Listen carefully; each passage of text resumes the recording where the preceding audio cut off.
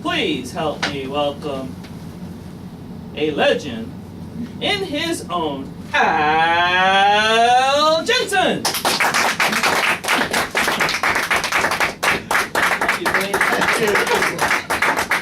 Let's hear it for Sylvia!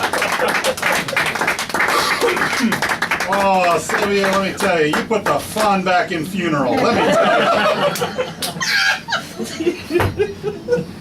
You really do. I gotta tell you, we're talking about family tonight, and I have a philosophy about family, and that is never irritate your family, because you never know when you might have to borrow some money. I'm frequently asked what it takes to become a successful magician right here in Las Vegas. And I've learned that to be a successful magician in Las Vegas takes 4 simple things. First, it takes a deck of cards. I have a deck of cards. Second, it takes charm. Third, it takes charisma. And fourth, it takes good looks. Fortunately, I have a deck of cards. To be a successful Toastmaster speaker, all you need is a good topic, a well thought out presentation, and a friend who owes you a big favor to be your evaluator. That's right. Many people don't know this, but Toastmaster is not an expensive appliance that you buy to put on top of your counter to dry out bread very quickly. No, and it is also not a cousin who shows up at your wedding to drink too much and then say a few words. Toastmaster is actually a Yiddish word which means schnook who pays $65 a year to have other people tell you you're a great speaker. I have decided to become a professional speaker. You know, get paid to talk. How hard can that be? It's certainly going to be much easier than my last job. I was the bartender at the Betty Ford Clinic.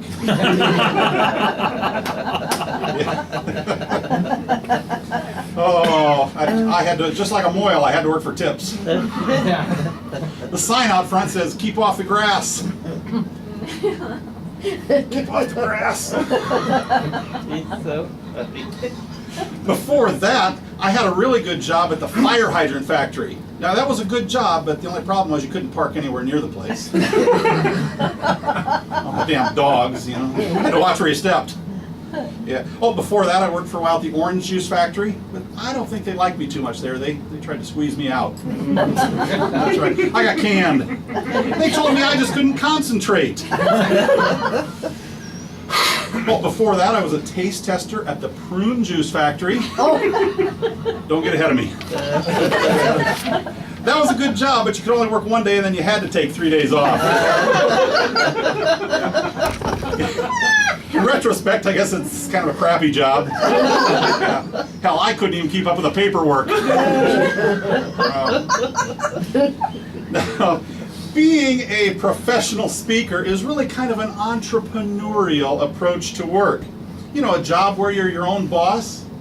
You know, I tried to become my own boss at one time in the past, but frankly, after I checked my references, I wouldn't even hire myself. It's probably for the best, because I probably just would have stole office supplies, got fired anyway. I did try to be a model once. Does anybody remember me from my modeling days? Do you? I was the before model for Ultra Slim Fast. Yeah.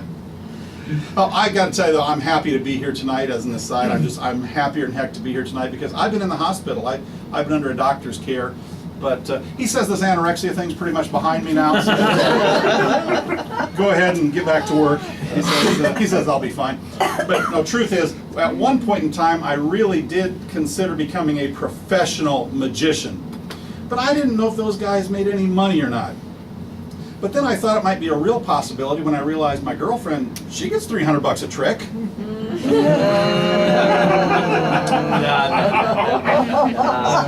In reality, though, I am a magician and I am from Las Vegas. You put those two things together, and what that means is that when I cut a woman in half, odds makers lay 9-5 odds, I won't be able to put her back together again. Oh, by the way, I got some really exciting news today. I signed my first deal on the Las Vegas Strip. Is that pretty cool, huh? Well, actually, I didn't sign it on the Strip. I signed it at the city attorney's office. If I stay at least 1,000 feet away from the casinos, they won't prosecute. Now, I go to a lot of speakers, training sessions, seminars, and things like that, and I've heard that a good speech should include a story, an opportunity to warm up to the audience, to connect with the audience. So, here goes. Last week, I went to a speaker seminar down on Fremont Street at the Golden Nugget Hotel Casino. I parked about a block away, and as I was walking down Fremont Street, enjoying what I consider to be the granola society, if you will, you know, filled with fruits, nuts, and flakes everywhere. I came across a gentleman seated in a wheelchair who was obviously down there to converse with the public and get to know people and just have a little bit of conversation, a little bit of sunshine in his day. I went over and struck up a little bit of a conversation with him, and the first question he asked me is, "Sonny, do you have a fairy godmother?" I says, "No, but I got an uncle I'm keeping a pretty close eye on." I'm walking down the street, all past all these people who are what I'm assuming 100% legal immigrants, who are passing out all sorts of cards which promise that I can have girls direct to my room almost any time that I want them. But it was an unbelievable experience going to this speakers conference that actually was hosted by someone maybe you know, Darren LaCroix. And at the seminar, I thought, you know, I really want to pay a lot of attention because I want to be a professional public speaker. I want to learn what it takes to be a great public orator. So I paid very close attention to everything that was said. And let me summarize for you the most important points of becoming a great public speaker according to world champion Darren LaCroix. It says all it takes to become a great public speaker is stage time, stage time, stage time. And then I had an epiphany. At least I got a deck of cards. Madam Toastmaster.